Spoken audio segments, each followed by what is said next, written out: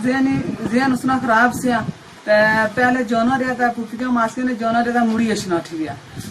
कल गया तो फिर नहीं वापस आया असं कोई नहीं से पता सब कि चलो इधर गया मतलब उधर मुड़ी ऐसी फिर नेट उधर खबर गई कि बच्चा उधर गया ठीक है। मैं मेहनत करनी है, इमरान खान ने मेहनत करनी है कि बच्चा हमारा जहन खराब से जहन उसने खराब से तो उधर गया ठीक तो मेहनत करनी है कि हमारा बच्चा जल्दी मुड़ी तो अच्छा ठीक।